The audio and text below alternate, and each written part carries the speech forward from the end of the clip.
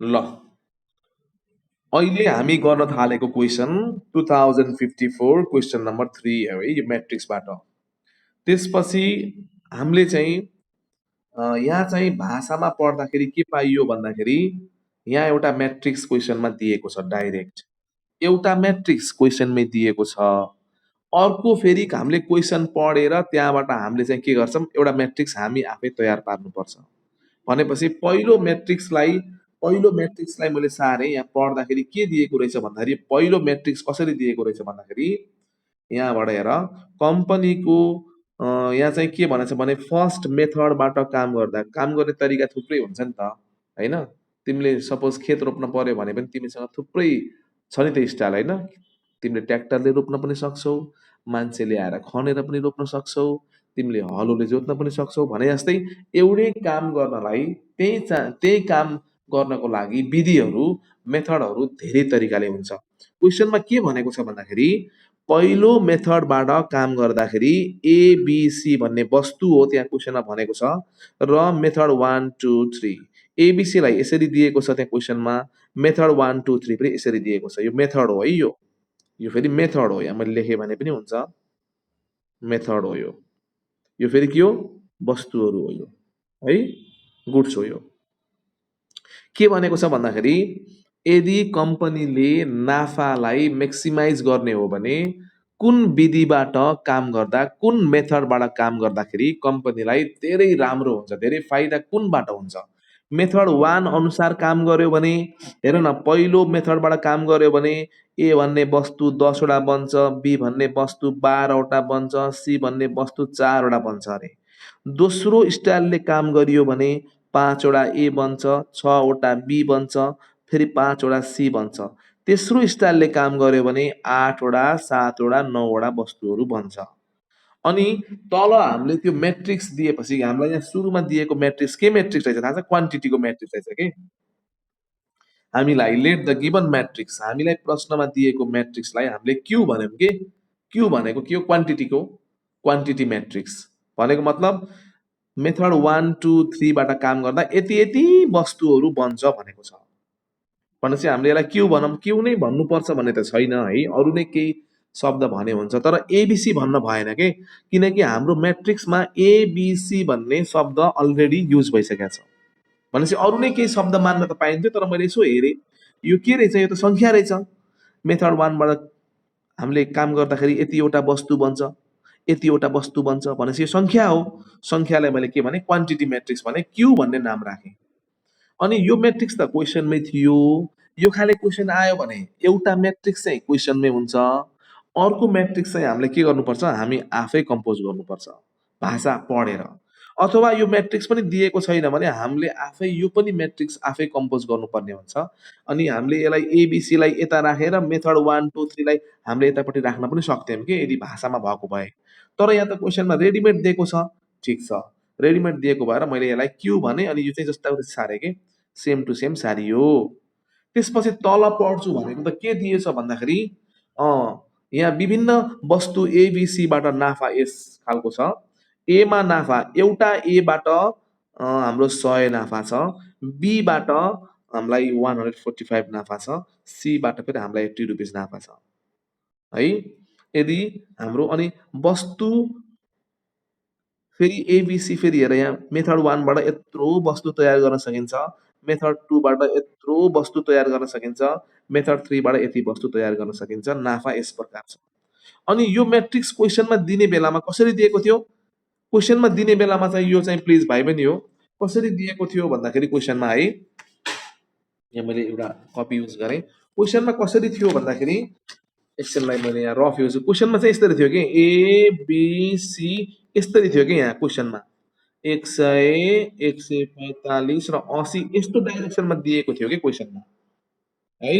अनि मैले के गरेँ भन्दाखेरि यस्तो डाइरेक्सनमा दिए पनि यसो ख्याल गर्दाखेरि के पाइयो? मेरो त सुरुमा तयार पारेको म्याट्रिक्स त यस्तो छ।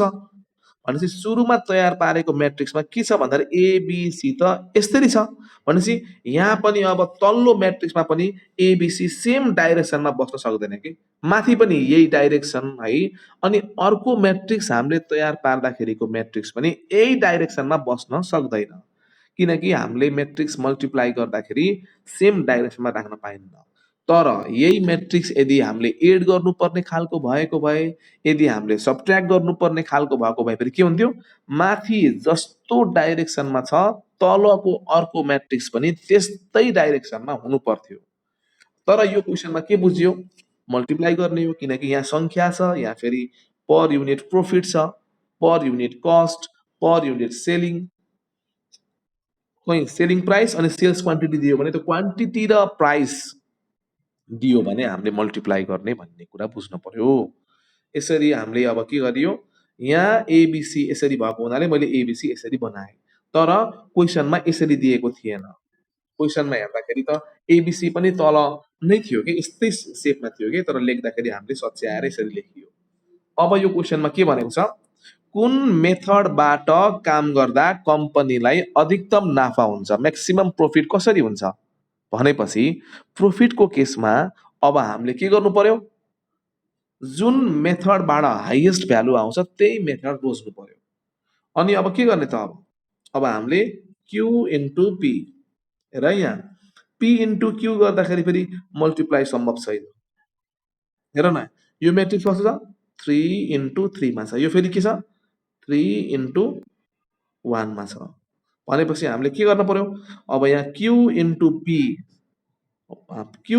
पी गर्दाखेरि मल्टिप्लाई गर्दा सम्भव छ, तर पी इन्टु क्यु गर्न मिल्दैन। भने जुन मिल्छ त्यही नै गर्ने हो। मल्टिप्लाई गर्ने त भइसक्यो भनेपछि हामीले के गर्छौँ?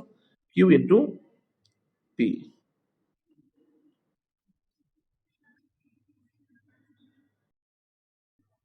Calculating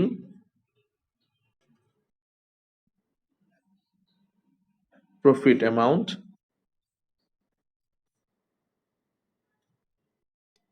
of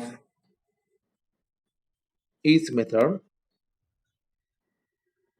calculating total profit भन्दा पनि हुन्छ यहाँ, total profit amount of each method, प्रत्येक विधिबाट के कस्तो नाफा हुन्छ अब सिक्नु पर्यो।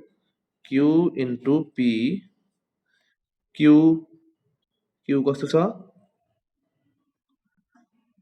10, 12, 4, 5, 6, फेरि 5, 8, 7, 9।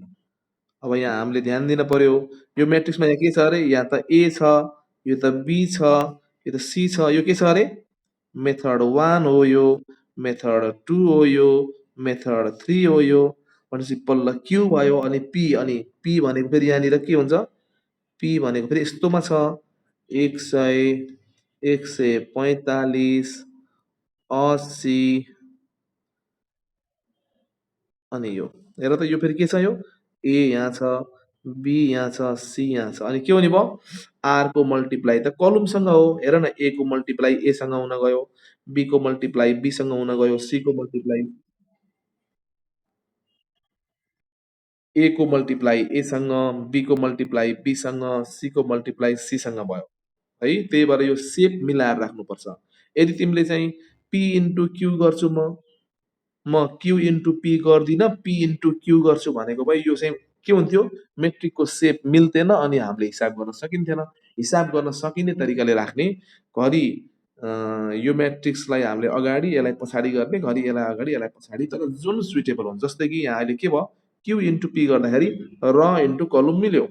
यहाँ हेर त, रको साइज कति छ हेर त? यसको 3 इन्टु 3 मा छ। यो फेरि हेर त, र 3 वटा इन्टु कलम फेरि एउटा मात्रै छ भनेपछि यो म्याच खायो नि त, यी 3 3 भनेपछि मल्टिप्लाई गर्ने। अब मल्टिप्लाई गर्ने, क्युपी इक्वल टु, प्लिज मल्टिप्लाई गर्दै जाम, मेथड 1, मेथड 2, मेथड 3, एबिसी के हुन्छ? एबिसी क्यान्सल भएर अब रहन्न एबिसी। 10 इन्टु 100, 1000 प्लस 12 इन्टु 145 के हुन्छ? 12 इन्टु 145 के हुन्छ? 1740 प्लस अनि त्यसपछि 4 इन्टु 80, 320। अब यतापट्टि हेर, 5 इन्टु 100, 500 त्यसपछि plus 12 into sorry 5 into 100 6 into 145 870 त्यसपछि यसको योसँग भयो 5 इन्टु 80 400 यसै गरी 8 को 100सँग 800 प्लस 7 को 7 इन्टु 145 1015 त्यसपछि 9 into 80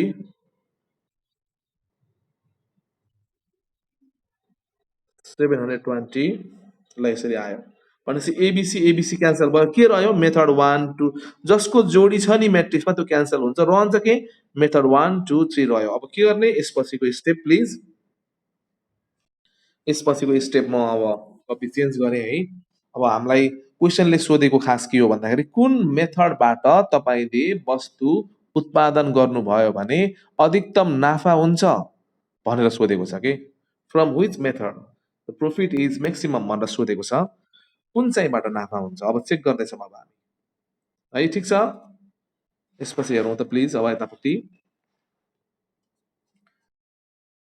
QP equal to method 1 यहाँ छ मेथड 2 यहाँ छ मेथड 3 यहाँ छ अब हामीले काम अगाडि बढाउँदै जाम प्लिज पहिलो हामीले जोडौँ त पहिलो जोड्दाखेरि प्लिज भाइ बहिनी हो यहाँ के आएको छ भन्दाखेरि पहिलोमा 1000 प्लस 1740 प्लस 320 गर्दाखेरि 3060 आएको छ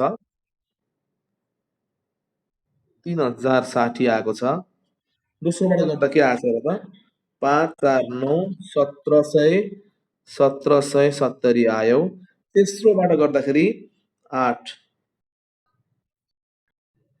हजुर 2535 आएको छ हजुर ल आयो अब भन लास्ट एन्सर दिने बाँकी रह्यो क्वेसन अनुसार के भन्ने यसमा कुन मेथडबाट काम गर्दा कम्पनीलाई सबभन्दा बढी राम्रो रहेछ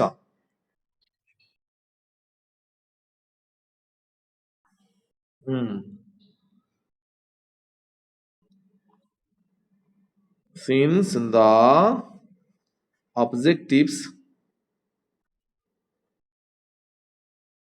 of the company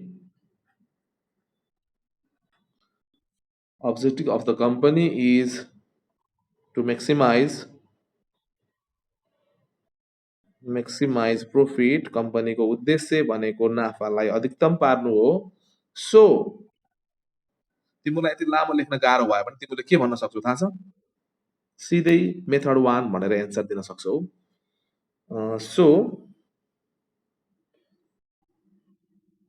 यहाँ क्वेसनले भने अनुसारको एन्सर दिने केही हुँदैन 1000 मा भए पनि केही हुँदैन 1000 थपिन्थ्यो केही हुँदैन ठुलो त यही नै आउँथ्यो नि है 1000 मा भएको भएर के भयो मल्टिप्लाईमा यहाँ चाहिँ अब दुवै मेट्रिक्स 1000 मा छ यहाँ अझै बढ्थ्यो भ्यालु बढ्थ्यो अनि यहाँ पनि 00 बढ्थ्यो यहाँ पनि 00 बढ्थ्यो भ्यालु त यही नै ठुलो हुन्थ्यो त्यसले हामीलाई खासै असर गरेन सो हामीलाई यहाँ के आछ भन्दा क्वेसनले सो मेथड फर्स्ट हैन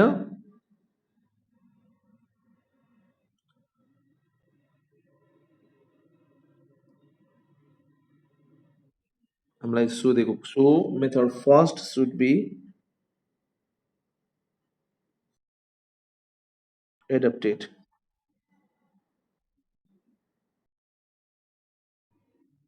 हामीलाई सोधेको क्वेसनले सोधे अनुसारको एन्सर दिन पर्यो नि त adopted so method first should be adopted हामीले दोस्रो के अरे पहिलो मेथड अपनाउनु पर्छ भन्ने कुरा चाहिँ बुझ्यो यहाँबाट यो भ्याइयो यो क्वेसन है ठिक छ